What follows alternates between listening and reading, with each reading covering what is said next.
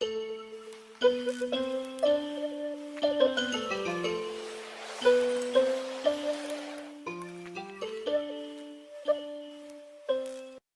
les jours, nous nous servons de crayons et de stylos pour écrire dans nos cahiers. Nous discutons avec nos amis par chat ou par messagerie électronique. Nous étudions dans des livres. Nous feuilletons des magazines et nous lisons des journaux. Tous ces gestes du quotidien que nous trouvons naturels n'auraient pas été possibles sans l'invention de ce qui forme la base de toute inscription et tout mot, l'alphabet. D'où nous vient notre alphabet? Comment nous est-il parvenu sous sa forme actuelle? Ensemble, nous allons remonter jusqu'en 3400 avant Jésus-Christ. Ceci est la mer Méditerranée. En Mésopotamie, cette région située entre ces deux grands fleuves, le Tigre et l'Euphrate, qui traversent l'actuel Irak, prend forme des premiers systèmes d'écriture, l'écriture cunéiforme.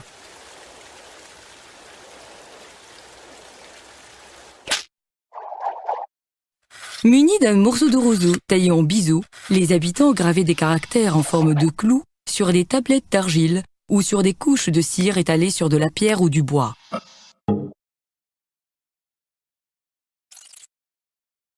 Leur écriture comportait plusieurs centaines de signes, ce qui la rendait difficile à mémoriser.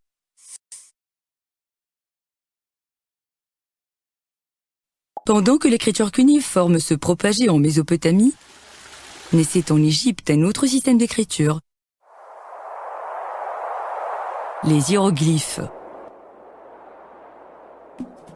Comportant un nombre impressionnant de signes, les hiéroglyphes servaient principalement aux inscriptions et récits religieux.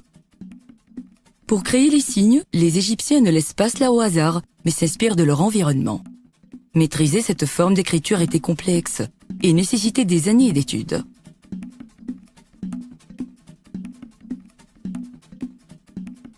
Les scribes, fonctionnaires d'État et écrivains publics, écrivaient sur du papyrus ou alors gravaient sur des tablettes de bois et des objets en argile. Dans ce même temps, ailleurs dans le bassin méditerranéen, différents systèmes d'écriture voyaient le jour. Chacun de ces procédés fut une étape dans l'élaboration de l'ancêtre de notre écriture moderne, l'alphabet phénicien. C'est seulement en 1923, et grâce à la découverte du sarcophage d'Ahiram, qui était roi de Byblus vers l'an 1000 avant Jésus-Christ, que l'on a pu déchiffrer l'alphabet phénicien et confirmer partant qu'il est la base de tous les alphabets actuels, soient-ils européens ou arabes.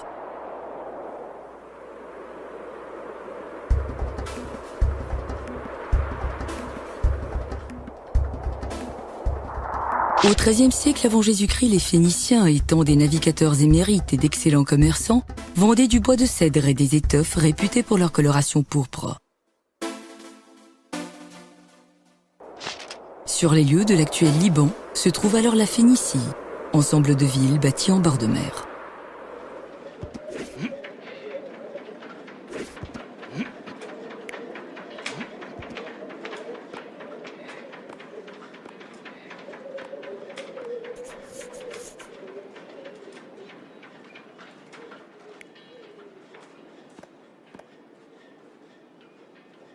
À l'intérieur des villes, les artisans fabriquent de la poterie, creusent l'ivoire, créent des bijoux ou extraient la fameuse couleur pourpre d'un coquillage, le murex, un procédé dont ils ont le secret.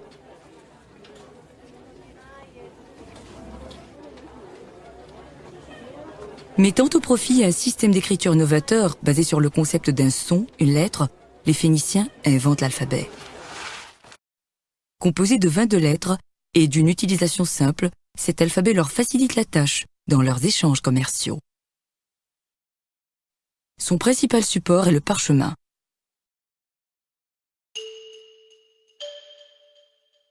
L'inspiration de l'alphabet phénicien dérive principalement d'objets ou d'êtres familiers. Mais contrairement aux hiéroglyphes, qui sont des dessins, les Phéniciens inventent des lettres correspondant à des sons. Alif, la première lettre de cet alphabet, veut dire animal familier, représenté par le taureau.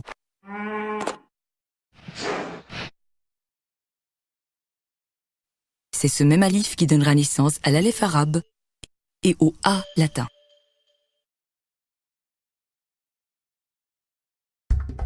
Pour écrire le mot russe, le scribe égyptien devait tracer 12 lignes aux courbes complexes, alors qu'en 3 coups de plume, le marchand phénicien avait déjà écrit sa lettre.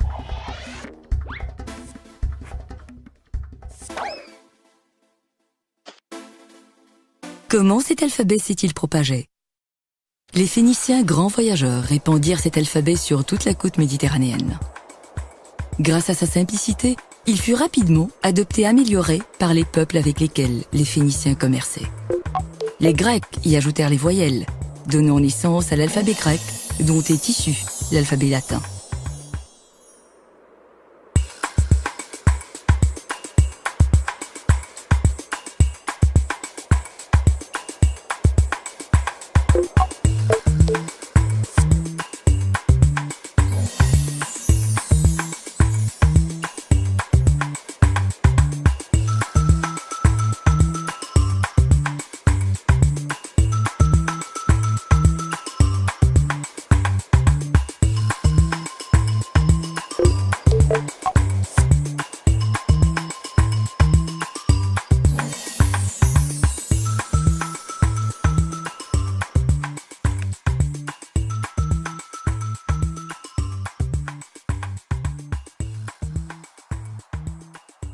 L'alphabet que nous utilisons aujourd'hui est le résultat d'une longue évolution à travers les siècles, les invasions, les conquêtes et les cultures de différents peuples.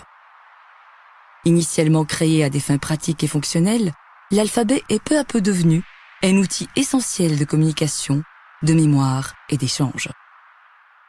Au fil du temps, on a inventé le papier, la plume, l'encre, le livre et enfin l'imprimerie. Ces écrits sont la mémoire de notre passé. Et sans cette prodigieuse invention qu'est l'alphabet, le monde d'aujourd'hui serait probablement très différent.